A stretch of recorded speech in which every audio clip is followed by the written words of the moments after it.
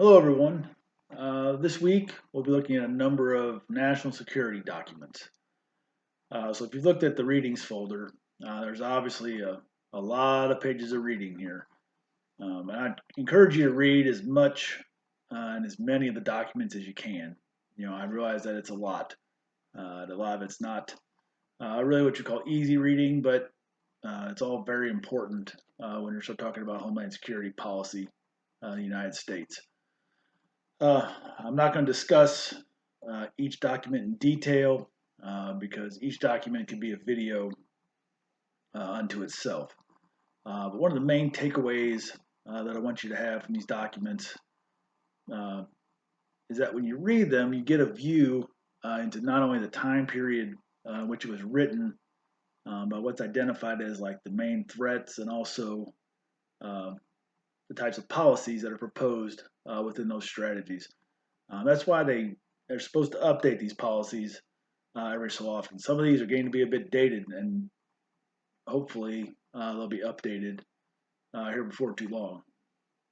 But also, kind of part of this insight, you also get a pretty good glimpse at how politics plays a role in Homeland Security. Homeland Security is inherently political because it's run, Homeland Security itself is a government agency, but it's guided by the policies and the politics of those who are in power at the time um, when those things are enacted. So based on those things, it kind of leads into what do they see as priorities, what do they see as threats.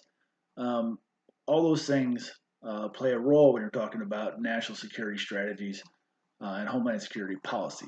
You would hope that it wouldn't, but it obviously does, like everything else in government. Uh, and it's not always really just clearly overt. Like it's not just like in your face all the time. Although sometimes it is. But as you read these policies and read these strategies, the politics of those who created them and drafted them um, are represented in those documents. So I'm going to just briefly kind of describe the various different documents that are included in the reading for this week.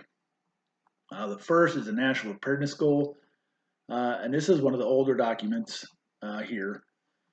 It's from 2015. It hasn't been updated to my knowledge as of yet. But this document basically outlines how the United States will prepare for various threats and hazards for kind of everything from terrorism to natural disasters and everything kind of in between. Uh, the main part of the document is just discussing the core capabilities that are required for each of the 5 mission areas: prevention, protection, mitigation, response, and recovery. So then it just goes into detail about each of those 5 mission areas. The second document is the Interim National Security Strategic Guidance. Okay, this is one of the newest documents on the list and was put out by the Biden administration. So this document essentially outlines the national security priorities for the new administration. They haven't put out a new strategy or anything like this yet, but they've posted this national security strategic guidance. It's more of a vision document rather than really a strict policy document. There's not a lot of detail about how these various things will be enacted, but it kind of provides this broad overview of how the Biden administration views and will approach national security. All right, so you have the third article, or the third document, which is the National Security Strategy of the United States. So I'm sure at some point the Biden administration will probably put out a new national security strategy, but as of right now, I'm not aware that they have. This one was published in 2017, so we're talking about a President Trump era document. It outlines the priorities for national security during that particular era. It provides a variety of action steps for how these different priorities are going to be addressed. And just from a strictly terrorism standpoint, there's more emphasis on jihadist terrorism and transnational criminal organizations, but not much else in the way of terrorism. There's a wide variety of topics in there: the economy, the administration's approach to the military, the defense industrial base, nuclear weapons, space, cybersecurity, and various other topics. Domestic extremism is notably kind of absent from this strategy. However, it is addressed in the next document, which is the Biden administration's national strategy for countering domestic terrorism. So this document provides the strategic goals for how the Biden administration is going to address domestic terrorism threats. It's kind of interesting as you read through it. The document mentions the various kinds of domestic terrorism, right? Because there's various ideologies, various viewpoints, various types of domestic terrorism. But for a lot of them, it kind of just gives lip service to them, and then really kind of focuses on far right terrorism. All right, the next one is the Department of Homeland Security Strategic Framework for Countering Terrorism and Targeted Violence. This document is from 2019. It outlines the four main counterterrorism goals for the United States. The framework also addresses both foreign and domestic extremists and terrorists, and really kind of provides the guiding principles and the key goals that outline the strategic priorities of the United States counterterrorism and targeted violence programs.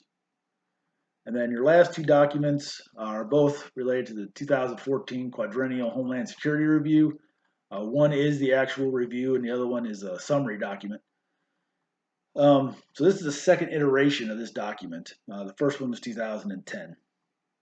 And the point of the Quadrennial Homeland Security Review is essentially to examine the Homeland Security enterprise in the United States, and then attempt to further kind of refine what is meant by Homeland Security and the Homeland Security enterprise, and then establish priorities for Homeland Security moving forward. They've promised an updated Quadrennial Homeland Security Review for several years, but so far they have not released it. There was supposed to be one, I believe, in 2018, but to my knowledge, it never was released. All right, so this is just a quick summary of the various documents that are included in the module.